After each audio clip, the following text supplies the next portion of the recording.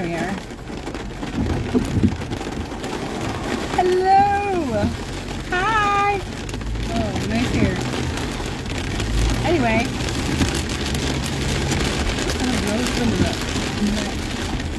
There we go. Hello, everybody. I just got done with work and then my regular job, and then I went to Telly's in Shelby Township and picked up a bunch of plants for a client and a couple plants for me maybe, but I'm going to deny that if you tell my husband. And they have so much right now, and if you're putting perennials in, it's not a bad time to do that. It's okay to do that because they are perennials. They're going to come back. So even if the weather changes, they're still going to come back. So I got some photos and some video, and I'll put together like a short video of the trip there, YouTube video probably, and then I'll share it with on YouTube, and then I'll let you know when it's ready. And by telling you this, it kind of holds me accountable to get it done too. And let's see. What I'm finding is I can't tell if the prices have gone up or not. I would assume they have a little bit. I see 6-inch pots for about $13. I see gallon pots for 20 or 25, depending on what it is that you wanted to get. I am thinking that's loud. That might be better. I don't know. But, oh, now it's raining and sunning at the same time. That's kind of interesting. I am still on the search for the tall zebra grass, not dwarf zebra grass. And for, let's see, what else did I need to get? Cup plants. I still need, I think 2 cup plants. And they didn't have Liatris yet, which is Dayflower or blazing star. That's another word for it. So I'm still on the lookout for those. I do have most of the other perennials I was looking for, which is good. And like I said, I picked up some for myself as well. And I picked up a couple of plants I'm going to pot up myself as hanging baskets that the butterflies and hummingbirds will like. And I can put it in the back by my deck where I sit. And so I can have the butterflies and hummingbirds come right up to where we're sitting, hopefully. That should be fun. And I don't know, that's about it. This is Tammy Lowe. Excuse me, itchy nose. The Lazy Northern Gardener. And it's a busy time. It was real busy getting ready for the open house that we had yesterday. And I think it was a success because some people came. I wasn't sure how many people would show up, but some people came and they asked questions and they walked around and they got inspired, and I think that's great. That was the whole point. And the weather in Michigan, in southeast Michigan right here in Macomb Township where I live, is going to be getting cooler again and lots of rain. So that's good for all the stuff I put in the ground as far as the rain goes. It'll help get them established. And then if there's any frost danger, I do plan to put frost covers over. And I can, a lot of the things that I put up were along trellises. So I do have clips, so I can clip them to the trellises, clip the cloth to the trellises, and keep the frost off of the plants. Now, if you're going to do this, if you're going to have to cover your plants because of frost, make sure that the cloth is not touching the plants. Because anything that's touching the plant, the cloth, like if you got things growing up and you put the cloth over the top, those leaves are prone to damage from frost and from the cold temperatures. Now, if it's a large plant, the leaves may not be a big deal because you can just snip the ends off that are damaged. But if it's a smaller plant or a real tender plant, a baby, then that might kill the plant off itself. So if you're going to put frost cloth up, I have successfully put it up with like bamboo posts or the garden posts or 2x4s or 1x2s, or if you have any kind of fencing laying around, you could easily make like a small arch and weight it down with bricks and then put your frost cloth over the top. You can use, I cut open 2 tomato cages and cut them in half, and they're curved, and I had put them over my greens beds, like where I was growing the lettuces, and what else is growing there? Oh, carrots, onions, things like that. And then I could lay the frost cloth over the top of that, and it was like a nice arch, and it was pretty secure. Good place to put clips. Frost has less of a chance of happening if you're in a higher, like if your ground slopes, let's say your ground slopes, I can't tell how you're going to see this. Your ground slopes, you're at the top here, and then you've got a garden down here, down at the bottom of the slope. That's where the cold air is going to settle down, is in there. And they're more vulnerable down at the bottom of the hill than they are at the top. If it is, if you got a level ground and it's windy, like breezy, that night, when I say there may be a frost, there's less chance of the frost actually happening. If, what else was there about that? If you have like a microclimate, so like if you have some things that might be frost tender, but they're smaller and you place larger plants around them, let's say, you might have a pocket where frost may not happen. But anytime that you're not sure, go ahead and cover them. If you don't have frost cloth, use a sheet. One year I used a hoodie, and I took the arms of the hoodie. I opened up the hoodie. I took the arms of the hoodie and I wrapped it around a tender shrub that I had put in a container, and at night, and then I took the hood and I put it over the top of the shrub too. It's up against the house, but I was concerned that the frost, or if there were high winds, like cold winds, that they might affect the shrub itself. You can use blankets, but again, make sure that they are secured with posts so they don't touch the plants, or clips, or carabiners, or bricks, whatever you've got on hand. The other thing is, what I saw in the forecast, it looked like the nights that the temperatures were going to get really low, there was going to be some rain as well. So if it's raining and you're using, a quilt, then the weight of the quilt may press down on your plants, or a bed sheet or blanket, or I've even used towels. I've used beach towels before. So just be aware of that. Maybe if you've got some plastic, or trash bags, you could put them on top of the fabric. So if I would lay the whatever fabric you're using, a hoodie, a towel, a quilt, whatever it is that you're using to cover your plants to insulate them, then I might take plastic as well and put that over the top, or a trash bag that you open up, put that over the top as well, secure it in place really well, and that way you've got a waterproof barrier or water resistant barrier, so you're less likely to end up weighing down your plants with something that's watery. Let's see, frost, and there's always the chance, now the weather forecast is really only good and accurate for 3 to 5 days. I mean, it really is a narrow window. You can look ahead and kind of just try to stay prepared. I did see it's going to go down this week in my area to like 45 and 47, I think. But then like 10 days out, I saw like 38, 34. So you can get frosted around 45. Freezing temperature is 32, obviously, in the States. It's 32 Fahrenheit, 0 Celsius. That's probably the only Celsius number that I know. But you can get frost 45 and under. A hard freeze, a killing frost, they say is like 20 degrees. That will definitely kill things. Now, there are some other things like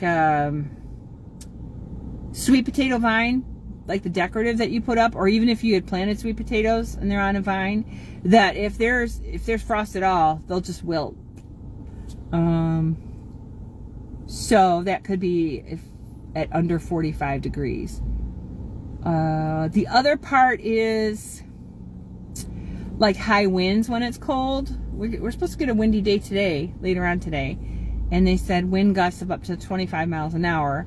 So some of the taller things that you might have planted, you might want to think about making sure that they're staked, or that you put things nearby, maybe a 5-gallon bucket, either in front of them, like blocking the wind. So if here's your plant, then you might put a 5-gallon bucket here, and the wind would come and it would like hit the bucket instead and go around it. Or you might even, taller plants, you can wrap it with like a chicken wire.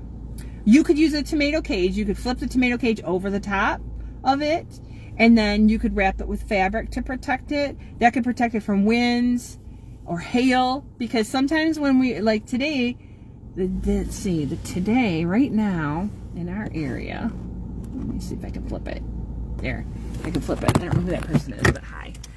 Right now, see, the clouds are just really dark, and the rains just are on and off.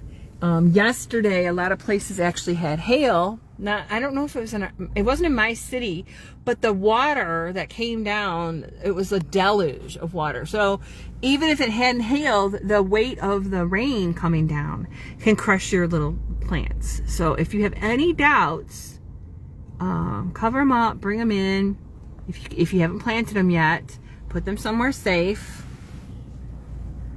And then think about when you might want to plant them later. So right now, I mean, it's an exciting time because, hey, we can plant. And it's good weather. And it's exciting. I like that. Did I miss my turn? No, I did not. Okay. But you just have to stay aware. You got to stay aware. That's all. So we're going from these hot temperatures, and it was so dry, to now we're getting deluge water. This is a great time, if you haven't picked one up yet, to pick up at least one rain barrel and put it at a gutter and start collecting water. If you can't afford a rain barrel, because I think the ones that I have, the terracotta size or terracotta color, they were, I think when I bought them in January 2 years ago, they were about $65 each, and I think when I looked it up this week, they were at like 110. But check out Facebook Marketplace, check out eBay, check out Craigslist, see if people have rain barrels that they're selling. So this would be a great time to start collecting the water. If you have just buckets, you could start filling those 5-gallon buckets or trash cans that don't leak, or something like that. Watering cans, start filling watering cans from your rainwater. That would be great, because that's what they're going to want the most of, is rainwater versus the regular water, city water. And it's a great time to start collecting that now. If you've thought about building a pond, get that hole dug and start putting like drains that go right to the pond so it can fill up your pond for you. Think about those things. My city has, the citizens in my city talk about the water rates often. So any money that you can save with water is a good thing. Now, people say, well, what about mosquitoes? Well, they make liquids you can put in like a couple drops of, and the mosquitoes will not form if you treat it. Well, what about germs? Well, you're not going to drink this water. This is for your plants. Don't drink this water. If you needed to drink the water, if there was an emergency, you probably could boil it. You could put a couple drops of, I think you could put a couple of drops of bleach in there as well. And you're going to kill nearly everything that could be living in there. You may have to strain it or filter it, but you still could use it if you needed to. Now is the time to think a little bit ahead. Now is the time to be mindful of how much water you may need. Maybe every time you empty, if you're drinking milk and it's in it's in jugs. If you are drinking juice and you have it in jugs, If you drink Gatorades or sports drinks and they've got twisty caps on them, you may consider filling it and storing it and putting it away. Just putting away water as much as possible in case you need it later. I'm not a doomsday person. I just want people to be prepared, and I just want people to be ready.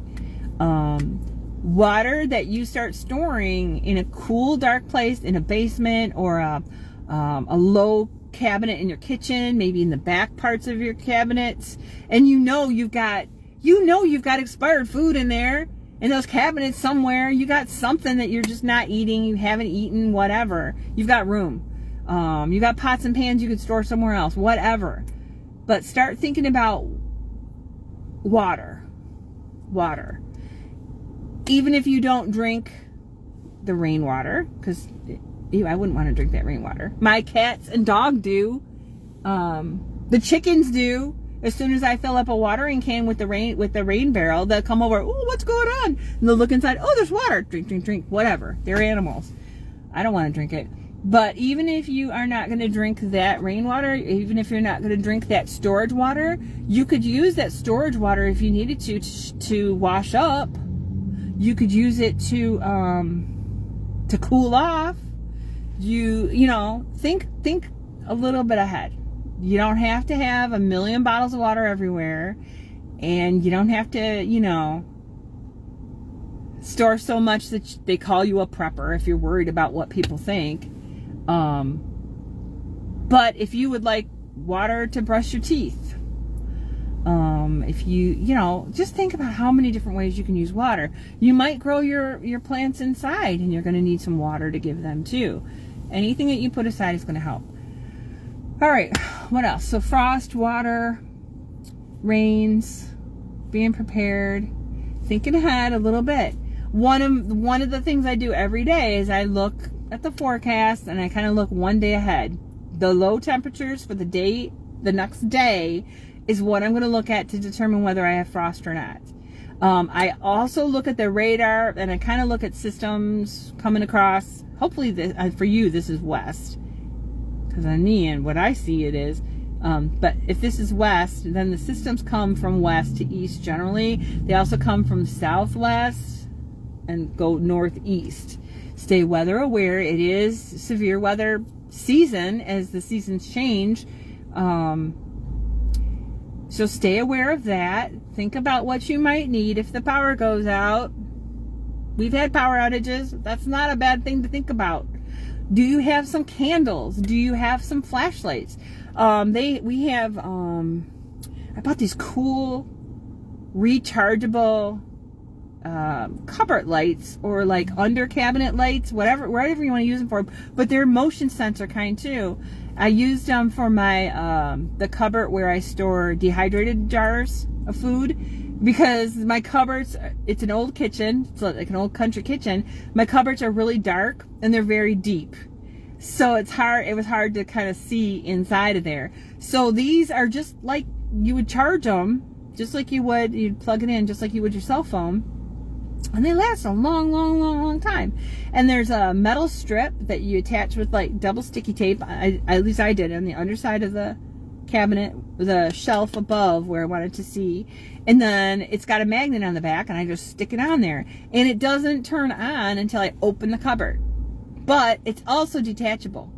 So if I needed to, I could grab it and walk around. I could walk down to the fuse box.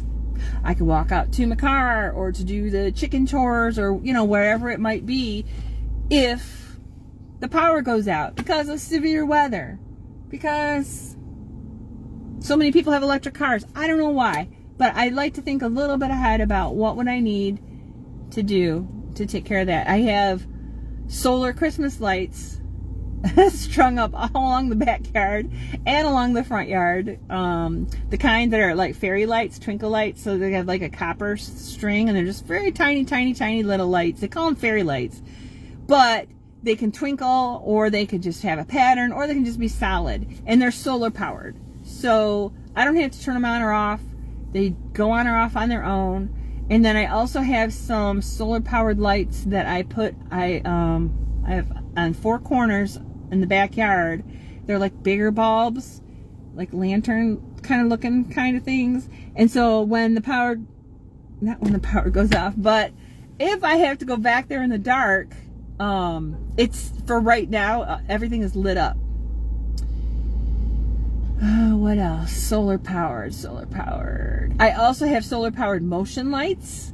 So I use them to protect the chickens. So if a possum, a fox, a cat, a raccoon comes near the coop, a person, a human, anything that comes near the coop, I have them on different parts of the coop, the chicken coop, and then along the fencing, they'll turn on, and they're powered solarly, powered by the sun. They'll turn on, and whatever it is will kind of run away because they're not used to it, and then after a little bit of time, they go back off again. So I have solar powered lights for that.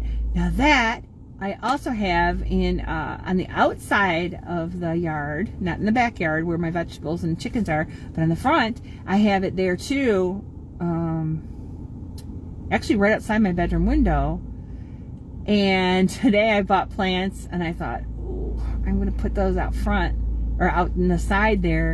And then I thought, oh, I wonder if the bunnies will eat it, or I wonder if a deer will eat it. But they also have the motion light right there, so I'm hoping that will dissuade them a little bit, is the motion light, the solar light. But those are really nice to put at your gardens, to install, to try to keep some of the critters from coming up there all the time. It might not work forever, but it might work for as long as you need it. They also make solar powered motion sprinklers. So the sprinkler will come on when there's motion, and again, that battery is powered by the sun. So there's no electricity that you have to run out.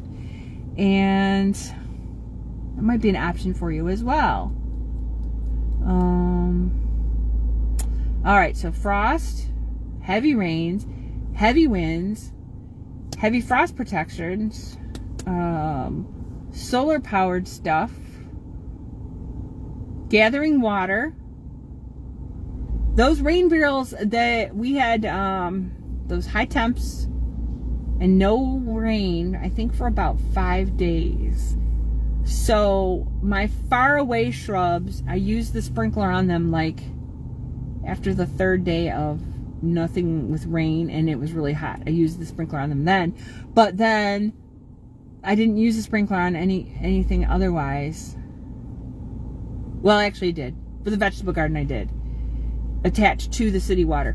But otherwise, I was filling watering cans with my rainwater. And in front, the raised kitchen garden beds I have out there, that takes one, I think it's 2-gallon jug full of rainwater. Can water both of them. And I could do those, each day. But my rain barrels were starting to get low because there wasn't any rain going on. Now they're overflowing. So I wish I could capture all that rain. I know, I'd be a hoarder. I'd be a rainwater hoarder. Well, anyway, I just wanted to pop on and say hi, and I went to the plant store. I don't know if you can see the plants. Let's see. Can you see the plants back there? I got plants. One of the things I love about being a professional gardener is I get to purchase good plants for people and put them where they belong in good places.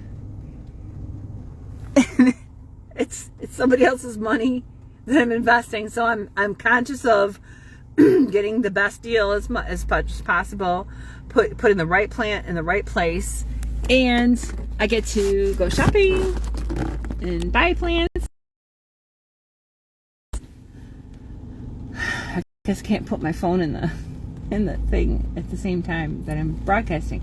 Anyway, I like to shop for you. I like to design for you. I like to say, heck no, they're not going to want this. The deer's going to eat it. Or, ooh, these don't smell good at all. I wouldn't put them in my garden because they smell so bad. They might look pretty from afar, like far, far away, but I wouldn't put them in my own garden. And then I get to plant them for you, which I love to do too.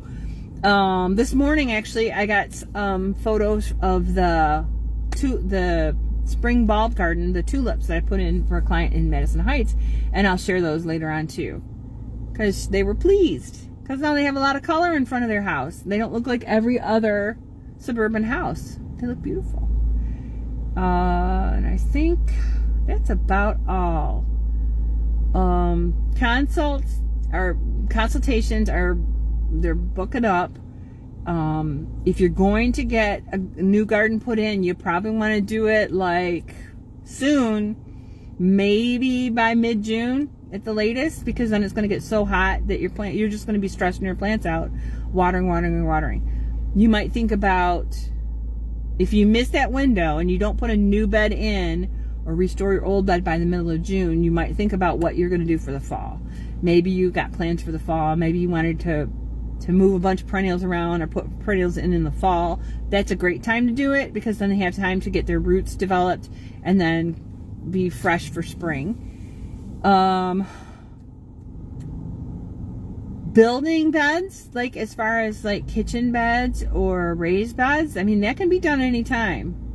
You have not missed a window of opportunity for those so much, as long as you're willing to water. If you're going to be watering at least every day for a new raised bed, then you'll be fine. Putting in shrubs, trees, I wouldn't wait too much longer. Again, mid-June at the latest to get those in. If you don't know what to get, you want to do the work yourself, but you don't know what kind of plants to pick up, let me know. Reach out to me. We'll have a consultation, and from there I'll give you recommendations. Or you may have existing things that you need work on that you're not really thrilled with. I can help you with that as well. So, just hoping that you have a wonderful day. I'm watching the starlings. We call them stupid starlings. They came from Europe, and they're the ones that make a lot of racket, and they make all the nests in all the light posts and stuff. We call them stupid starlings and good grackles. The grackles are the ones that are blue and black, and they migrate up here in the spring, and then they raise their young, and then they go back down in the fall to someplace warmer, like Puerto Rico. We saw grackles in Puerto Rico. Good grackles, stupid starlings. Sorry, got distracted there. But at any rate, I have a lot of different knowledge about birds, butterflies. I was going to say birds and bees, the birds and the bees. I'm not going there, but I have knowledge about wildlife and what they like and what they don't like and how to attract them to your yard. For example, here's a scam likely. I'm not going to answer that phone call. Here we go. Here's a tidbit. A hummingbird, if you want hummingbirds to come and you don't want to have to keep putting your feeders out with sugar water, you can put plants out that they love and they can still get nectar. For example, Jacob bee balm. It's actually, I think it's called Jacob Klein bee balm. It's red. And they will go to, if this is the bloom, if you've seen bee balm before, it's like a gray-green stem, and then there's a bloom at the top, and it's red. And they will literally, a hummingbird, it's almost like they're OCD. They'll go from one petal and get the nectar out to come out, and then they'll go to another one, and they'll go to another. They'll actually go all the way around one flower, and they'll go to the next flower, and they'll go all the way around the next flower. So if you want them to come to you naturally and not have to worry about sugar water, and you'd rather save your sugar for when you might need it, since prices seem to be rising, then think about the plants that you could get where they would come naturally. Also think about the environment. If you never leave any debris around, you're probably not as likely to get birds like a hummingbird. So what happens with hummingbirds is, we're going to work backward. A hummingbird builds its nest with spider webs and moss and grasses, but a lot of times with spider webs. Well, spiders like to eat the bugs. And they like to make their webs in refuse piles, or sometimes you accidentally you're walking and whoo, there's a spider web. That's not the kind of thing that you want. But if you are leaving a debris pile somewhere, it doesn't have to be looking junky. Maybe it's behind your plants and nobody else can see it but you. Or when you pull weeds, you're leaving them there, and then you're leaving fallen sticks and things like that there. the spiders can build their webs in those areas. The insects come along, the spiders eat the bugs. Well, if you don't have those refuse piles, then the bugs aren't going to be there. And the spiders don't have a place to make their webs. So you don't, a lot of people I should say it this way, there are people that want their gardens to be fastidious.